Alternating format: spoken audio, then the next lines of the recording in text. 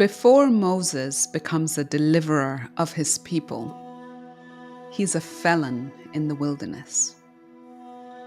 What changes him from a rogue to a reformer is a new intimacy with God. Out of a blazing bush, he hears God whisper his name and the name of his ancestors. The story climaxes with God offering God's name to Moses, I am. The exchange of names is the beginning of knowing and being known. It's the beginning of intimacy. The exchange of names launches friendships, trusting partnerships, even marriages. And in Moses' case, a history-changing revolution. Before you or I could ever dare to hold out our hand to God and share our name, God is already standing there with God's hand outstretched to us.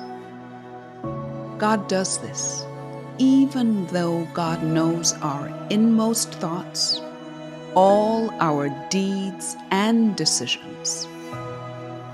With God, we can have a relationship where there's no need for false charms and where trust can flourish.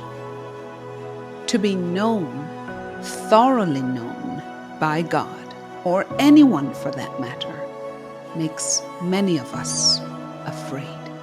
Our insecurities get triggered. It happened to Moses too. And so we hide behind fig leaves like Adam and Eve. And we end up in a place of wanting God's love, but not too much. Desiring God's love, but afraid to love God too much. We end up limiting the radical intimacy we say we want. Isn't it funny that God had to set Moses free through intimacy before Moses and God set the Hebrew people free?